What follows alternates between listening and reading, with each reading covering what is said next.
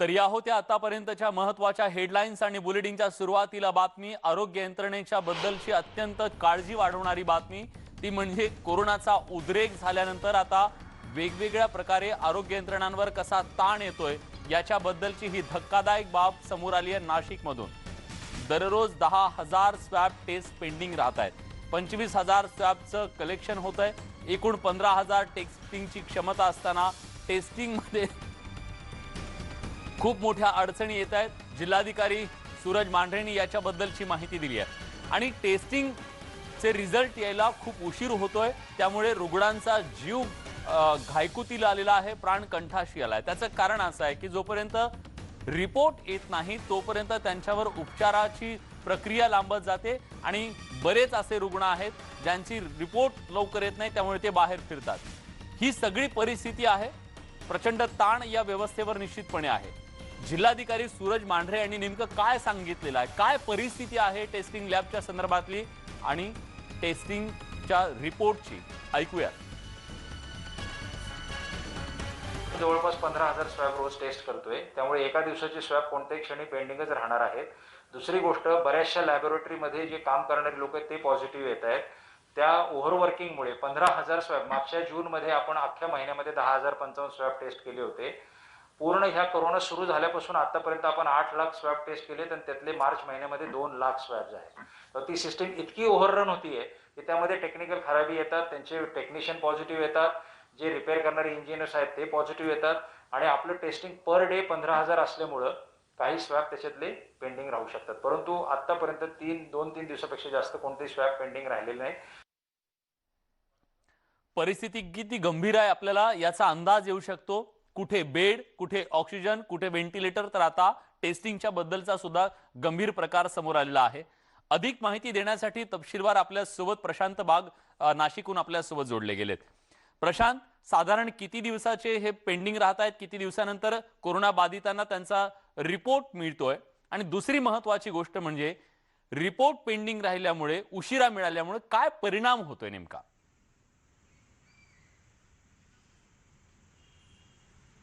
विलास, खरं तर रिपोर्ट जर का वेळेत आले तरच खऱ्या अर्थानं पुढची उपचार पद्धती निश्चित होऊ शकते। कारण HRCTचा स्कोर किती आहे किंवा HRCTचा टेस्ट ही करायची का नाही हे त्या स्वॅबचा म्हणजे RT-PCR रिपोर्ट आल्यानंतर निश्चित होतं।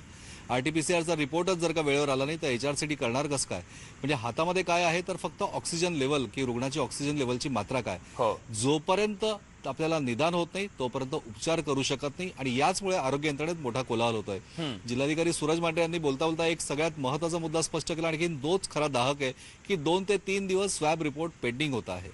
ऍक्च्युअली खासगी आणि सरकारी लॅबच्या माध्यमातून जर का आपण प्रयत्न केला तर 18 ते 20,000 स्वॅब टेस्टिंग दररोज व्हायला पाहिजे, पण प्रत्यक्षामध्ये होत आहे 9 ते 10,000। याचमुळे दररोज 10,000 स्वॅबची तूट होत आहे, 25,000 स्वॅबचं कलेक्शन सुद्धा होत आहे आणि याचमुळे ही परिस्थिती येत्या दिवसामध्ये अधिक दाहक होत आहे। महापालिकेची स्वॅब टेस्ट जी लॅब तयार झाली आहे त्याच ठिकाणी सुद्धा अजूनही प्रायोगिक तत्वावर काम चालू आहे, हे खेदजनक आहे। आणि याचबरोबर जितक्या खासगी लॅब आणि सरकारी लॅब आहे यातले जवळपास 50% कर्मचारी हे कोरोना पॉझिटिव्ह झाल्यानं योग्य ते टेक्निशियनची सुद्धा कमतरता मोठी भासायला लागली आहे। बरं प्रशांत, असं होत आहे की काही रुग्णांचा किंवा संशयित जे असतील त्यांचा रिपोर्ट वेळेत आला नाही, त्यामुळे ते बाहेर फिरतायत, त्याच्यातून अनेक जणांना बाधा होऊ शकते, संसर्ग होऊ शकतो, असे काही प्रकार समोर येत आहेत? तसं काही निरीक्षण नोंदवलं जात आहे? असं एक नाही तर अनेक प्रकार दररोज समोर येत आहे, कारण पर्यंत आपला रिपोर्ट येत नाहीये। त्याच्या RT-PCR रिपोर्टमध्ये सिम्प्टमॅटिक आणि असिम्प्टमॅटिक आपण दोघंही म्हणतोय की 25च्या वरती स्कोर असेल तर ठीक आहे, ICMRच्या डायरेक्शनने 35च्या वरती स्कोर जर का असेल तर त्याला आपल्याला निगेटिव्ह म्हणता येईल किंवा तोपर्यंत पॉझिटिव्ह म्हणता येईल।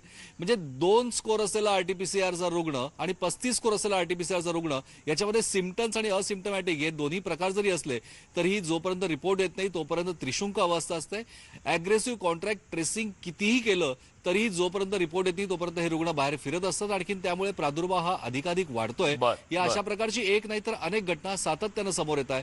सरकारी आरोग्य यंत्रणा किंवा खासगी लॅबमधली आरोग्य यंत्रणा या माध्यमातून होणारी स्वॅब टेस्टिंग याचं फेर नियोजन तातडीनं करण्याची वेळ आता तरी नक्की झाली आहे। कारण आता जर का जाग आली नाही तर अशा प्रकारचे रुग्ण मोकाट फिरताय आणि त्यांनाही कळत नाहीये की ते किती कशा प्रकारे वाहक होत आहे आणि याचमुळे कोरोनाचा प्रादुर्भाव हा अधिक झपाट्यानं नाशिक जिल्ह्यात कायम आहे। आणि हे सुपर स्प्रेडर आज महाराष्ट्राला खऱ्या अर्थानं लॉकडाऊनच्या दाढेत नेऊन ठेवतायत। धन्यवाद तुम्ही दिलेल्या सगळ्या सविस्तर माहितीबद्दल. यंत्रणा कशा कोलमडून पडतायत याचं हे उदाहरण आहे खरं तर नाशिकमधलं. हे प्रातिनिधिक जरी असलं तर राज्यातल्या इतर जिल्ह्यामध्ये काही वेगळी परिस्थिती नाहीये. नवी मुंबईतली ही बातमी बघा. नवी मुंबईमध्ये सुद्धा स्वॅब टेस्टिंगसाठी रांगा लागल्यात, रांगा. आणि या रांगा का लागल्यात तर सरकारच्या एका निर्णयामुळे. निर्णय सरकारनं घेतला की सरकारी कर्मचाऱ्यांना आता टेस्टिंग बंधनकारक असेल आणि मग नोकरदारांनी चाचणीसाठी झुंबड गर्दी करायला सुरुवात केली. दररोज 10,000हून अधिक टेस्ट होत आहेत. नवी मुंबईमध्ये 1,000हून अधिक कोरोनाचे रुग्ण सापडत असल्यानं पालिकेनं कोरोना टेस्ट वाढवल्यात खऱ्या, पण टेस्टिंग सेंटरवर लांबच लांब रांगा दिसत आहेत. नोकरदारांना कोरोना टेस्ट सक्तीची केली, त्यामुळे टेस्ट करणाऱ्या नागरिकांची संख्या दुप्पट झाली आहे. त्यामुळे नागरिकांना टेस्ट करण्यासाठी धावपळ करावी लागते. वाढलेल्या टेस्टचा आरोग्य यंत्रणेवर ताण पडतोय. टेस्टचे रिपोर्ट यायला मोठा विलंब होतोय. पालिकेतर्फे 23 नागरी आरोग्य केंद्र, 3 रुग्णालय आणि 3 रेल्वे स्थानक, विविध ठिकाणी अँटीजेन टेस्ट, RT-PCR टेस्ट हे सगळं केलं जात आहे. पण यंत्रणा अपुरी पडत चाललेली आहे. यंत्रणेवर प्रचंड ताण येतोय.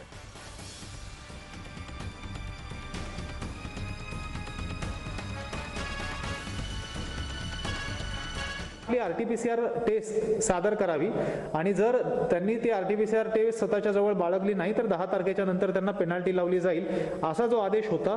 यामुळं 5 तारखेपासून फार मोठ्या प्रमाणावरती टेस्टची मागणी वाढली आणि त्यामुळं महानगरपालिकेच्या टेस्टिंग सेंटरवरती प्रचंड गर्दी होताना आपल्याला दिसली.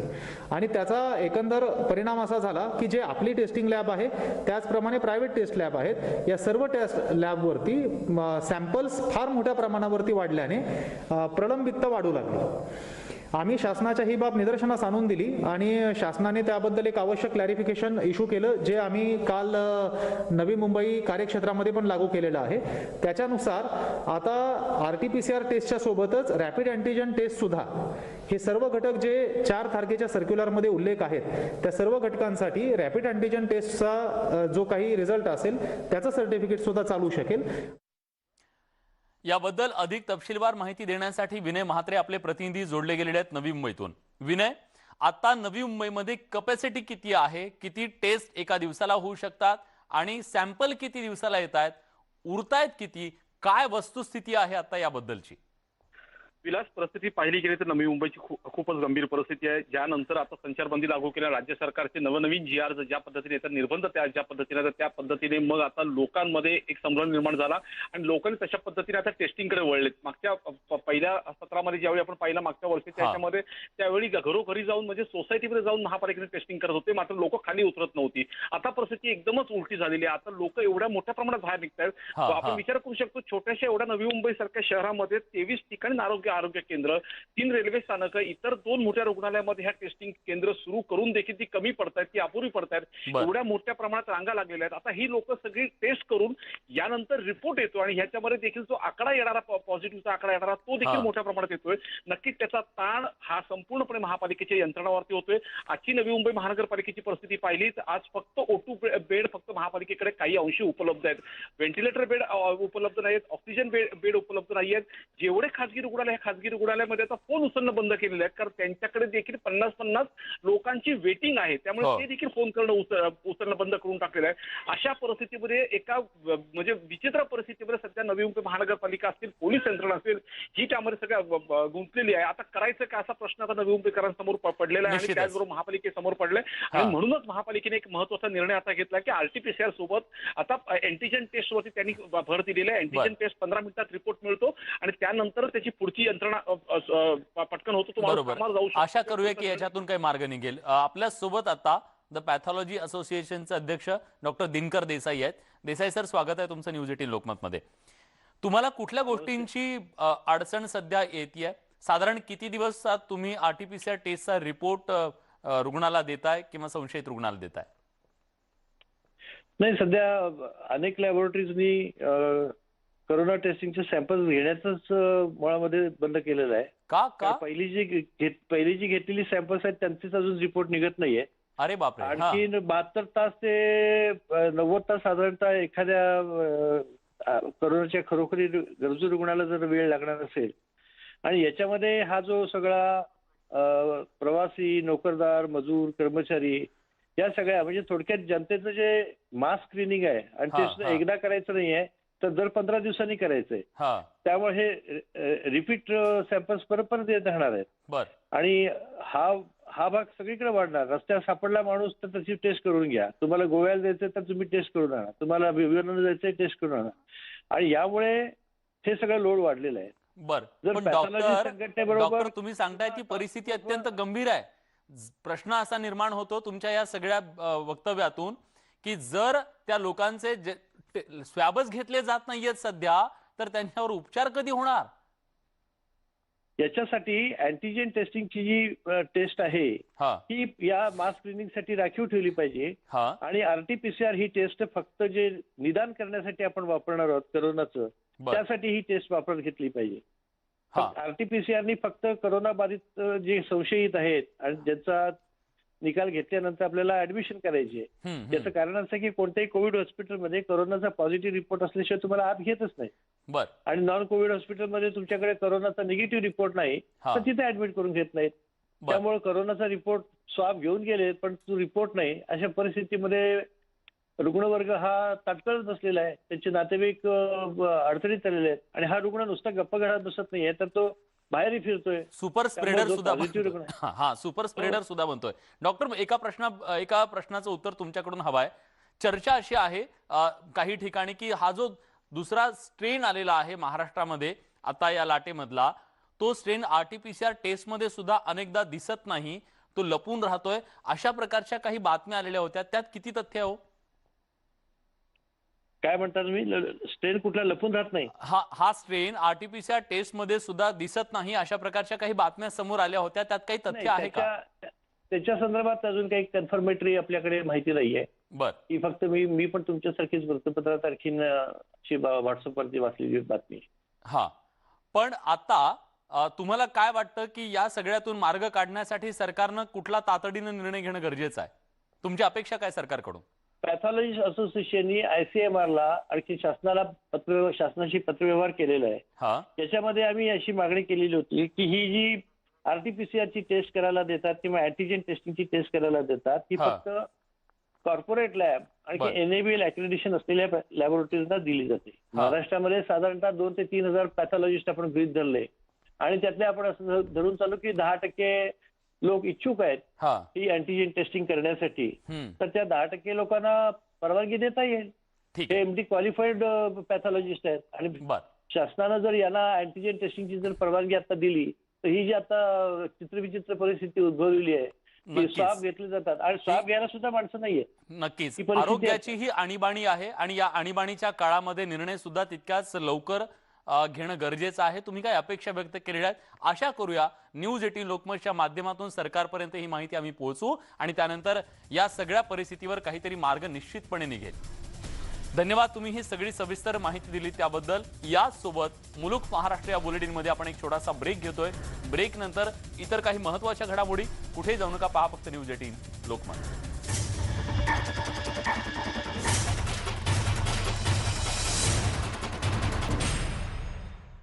ब्रेक नंतर तुमचं पुन्हा एकदा स्वागत. तुम्ही पाहताय न्यूज 18 लोकमतवर मुलुक महाराष्ट्र आणि यानंतर एक अत्यंत महत्त्वाची बातमी आपल्या हाती येते, ती म्हणजे राज्याचे माजी गृहमंत्री अनिल देशमुख यांची गेल्या 8.5 तासांपासून सुरू असलेली सीबीआयची चौकशी संपलेली आहे. यानंतर देशमुखांची तब्बल 8.5 तास चौकशी झाली. या चौकशीमध्ये नेमकं काय समोर आलं? एसपी दर्जाच्या अधिकाऱ्यांकडून त्यांची ही चौकशी करण्यात आलेली होती डीआरडीओ ऑफिसमध्ये आणि या सगळ्याबद्दलचे अधिकचे तपशील देण्यासाठी आपले प्रतिनिधी अजित मांढरे आता आपल्यासोबत जोडले गेलेले आहेत. अजित, 8.5 तासांची चौकशी, काय सांगितलं अनिल देशमुख यांनी? सीबीआयच्या हाती काही लागलं का? काय निष्फळ झालं? या सगळ्या याच्यातून काय फलित होतं 8.5 तासाच्या चौकशीचं? खरं तर एक गोष्ट लक्षात घेतली पाहिजे की अनिल देशमुख यांचे 2 PA आहेत, त्यांची 8 तास चौकशी चालली. त्यामुळे अनिल देशमुख यांची इतकी तास चौकशी होईल का असा प्रश्न होता. पण अनिल देशमुख यांची त्यांच्यापेक्षा जास्त काळ चौकशी झालेली आहे आणि हे सीबीआयचं डीआरडीओ इथलं ऑफिस आहे, या कार्यालयामध्ये त्यांची चौकशी सुरू आहे. सकाळी साधारणपणे 10 वाजता अनिल देशमुख जे आहेत ते इथं चौकशी करता आले होते. त्यांची चौकशी पोलीस अधीक्षक दर्जाच्या 2 अधिकाऱ्यांनी केलेली आहे आणि असं सांगितलं ते की या संपूर्ण चौकशीची व्हिडिओ रेकॉर्डिंग देखील करण्यात आलेली आहे. सुरुवातीपासून जवळपास 30 ते 40 प्रश्न जे होते त्यांचे उपप्रश्न करत जवळपास 100पेक्षा जास्त प्रश्न जे आहेत ते अनिल देशमुख यांना या चौकशीमध्ये विचारले गेलेले आहेत. साधारणपणे अनिल देशमुख यांनी अनेक प्रश्नांची उत्तरं जी आहेत, या प्रश्नांशी माझा काही संबंध नाही आहे, या प्रश्नांबाबत मला काही माहिती नाही आहे, काही प्रश्नांची अशी उत्तरं आहेत जसं विशेष करून परमवीर सिंग यांनी लिहिलेलं पत्र जे आहे या पत्रावर त्यांनी असं म्हटलेलं आहे की काही असे अधिकारी आहेत जे महाराष्ट्राला आणि राज्य सरकारला बदनाम करण्याचं काम करत आहेत. हे असे हे जे CBIचे अधिकारी आहेत ते इथून बाहेर पडताना दिसत आहेत. अनिल देशमुख यांची चौकशी संपल्यानंतर जवळपास 3 ते 4 अधिकारी जे आहेत ते चौकशी करून बाहेर पडलेले आहेत. अनिल देशमुख यांनी त्यांच्या चौकशीमध्ये हेही स्पष्ट केलेलं आहे की माझ्यावर जे आरोप करण्यात आलेले आहेत ते पूर्णपणे तथ्यहीन आहेत, चुकीचे आहेत. हा महाराष्ट्राला आणि राज्य सरकारला बदनाम करण्याचा काही अधिकाऱ्यांनी उचललेला विडा आहे. तर या अनुषंगे त्याचबरोबरीनं राजू भुजबळ असतील किंवा संजय पाटील असतील, DCP राजू भुजबळ आणि ACP संजय पाटील या दोघांची देखील चौकशी झाली होती. त्यांनी गृह खात्याला एक जबाब दिला होता. त्या जबाबाचा हवाला देत अनिल देशमुख यांनी CBI चौकशीमध्ये त्याचा उल्लेख केलेला आहे की त्या दोघांनी गृह खात्याला जबाब जो दिला होता त्यानुसार मी त्यांना किंवा माझ्या PAंनी त्यांना कोणत्याही प्रकारची वसुली करायला सांगितली नाहीये. तर आमच्याकडे जी माहिती होती की अशा पद्धतीची वसुली चालते का याबद्दल त्यांना फक्त विचारणा केली होती. त्यामुळे परमवीर सिंग यांनी त्यांच्या पत्रामध्ये केलेले आरोप पूर्णतः तथ्यहीन आहेत.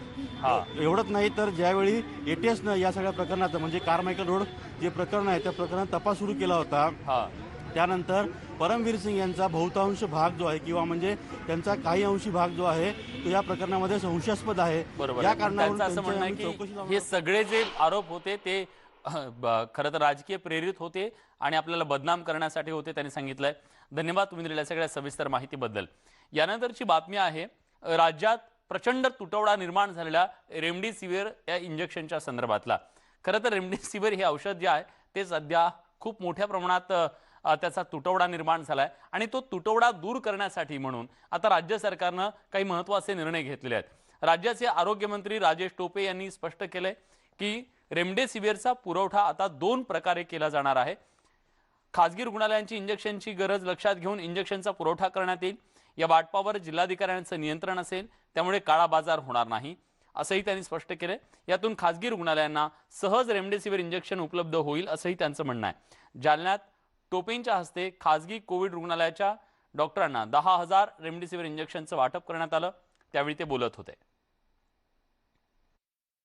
2 पद्धतीनं रेमडेसिवीरचं वाटप करायचं असं ठरवण्यात आलेलं आहे. एक गव्हर्नमेंटचं टेंडर काढून गव्हर्नमेंटच्या टेंडरमधून रेमडेसिवीरचे जे 7 कंपनीज आहेत त्या सगळ्या 7 कंपनीज भाग घेतात आणि गव्हर्नमेंटचा हाफकिन नावाची जी आपली संस्था आहे ती टेंडर काढून त्या ठिकाणी गव्हर्नमेंटच्या वतीनं रेमडेसिवीर खरेदी करतं आणि गव्हर्नमेंटच्या सगळ्या असलेल्या तुमच्या हॉस्पिटल्सला पुरवठा करतं. हा झाला एक मार्ग. आणि दुसरा मार्ग आहे की एका जिल्ह्यात एक स्टॉकिस्ट त्या ठिकाणी FDAनी द्यायचा आणि एका स्टॉकिस्टने संपूर्ण जे काही कलेक्टरनी सगळ्या प्रायव्हेट हॉस्पिटलची मागणी जी आहे ती घ्यायची आणि कलेक्टरची मागणी त्या स्टॉकिस्टला द्यायची आणि स्टॉकिस्टनी MRPच्या रेटनी खरेदी करायची. त्यामुळं त्या पद्धतीनं जालन्याच्या स्टॉकिस्टने मायलँड नावाच्या कंपनीचं MRP रेटनी खरेदी करून आज या ठिकाणी जे काही रेमडेसिवीर उपलब्ध करून घेतलेले आहेत. तर त्या रेमडेसिवीरचं वाटप त्या हॉस्पिटल्सच्या प्रायव्हेट हॉस्पिटलच्या अनुषंगाने एक प्रातिनिधिक स्वरूपात आम्ही या ठिकाणी केलेलं आहे. एका बाजूला रेमडेसिवीरचा इतका मोठा तुटवडा जाणवतोय तर दुसऱ्या बाजूला आता ऑक्सिजनच्या विना अनेक रुग्णांचा जीव घायकुतीला आलाय, त्यांचा श्वास गुदमरतोय. त्या सगळ्याबद्दल ऑक्सिजनच्या पुरवठ्याबद्दल आरोग्यमंत्री नेमकं काय म्हणाले ते सुद्धा ऐकूयात. त्यासाठी केंद्र सरकारला ची मदत घेतो आहे, परंतु सगळ्या राज्यांमध्येच कोरोनाची परिस्थिती वाढत असल्यामुळे मध्य प्रदेश देत नाही, गुजरात देत नाही, छत्तीसगड देत नाही. प्रयत्न सगळीकडून चालू आहे परंतु दिला जात नाही. त्यामुळे आपला 100% अतिशय कार्यक्षमतेने वापर कसा येईल, लिकेजेस प्रत्येक हॉस्पिटलमध्ये जे आहेत ते कसे थांबले जातील आणि कार्यक्षमतेने ऑक्सिजनचा वापर कसा केला जाईल, या बाबतीत आपल्याला सर्व डॉक्टर्सला लक्ष द्यावं लागेल, हॉस्पिटल्सला लक्ष द्यावं लागेल. यानंतर मुंबईकरांची काहीशी चिंता वाढवणारी बातमी आहे. त्याचं कारण म्हणजे गेल्या 2 दिवसांपासून रुग्णसंख्या कमी होताना दिसत होती, पण आता पुन्हा एकदा कोरोना बाधितांची रुग्णसंख्या वाढलेली आहे. 9,000चा आकडा पार केलेला आहे मुंबईतल्या कोरोना बाधित रुग्णसंख्येनं. 9,273 इतके लोक कोरोना मुक्त सुद्धा झालेले आहेत. पण यातली सगळ्यात महत्त्वाची बाब ही आहे की ज्यांना डिस्चार्ज मिळालाय 9,273 जणांना, पण नवीन जे रुग्ण आहेत ते डिस्चार्ज मिळाल्यापेक्षा जास्त आहेत. 9,925 इतके रुग्ण बाधित एका दिवसात आलेत. याचा अर्थ असा आहे की डिस्चार्ज मिळालेल्या रुग्णांपेक्षा नवीन रुग्णांची संख्या ही जास्त आहे आणि ही सगळ्यात मोठी चिंतेची बाब आहे. मुंबईत ऍक्टिव्ह रुग्णांची संख्या आता 87,443 इतकी झालेली आहे. एका बाजूला बेडचा तुटवडा आहे, रेमडेसिवीरचा तुटवडा आहे, ऑक्सिजनचा तुटवडा आहे आणि त्यात रुग्णसंख्या कमी होत नाहीये. निश्चितपणे ही एक मोठी चिंतेची बाब मुंबईकरांसाठी. या सगळ्या महत्त्वाच्या घडामोडींसोबत आपण बुलेटिनमध्ये इथेच थांबतोय. ताज्या घडामोडींसाठी बघत रहा न्यूज 18 लोकमत.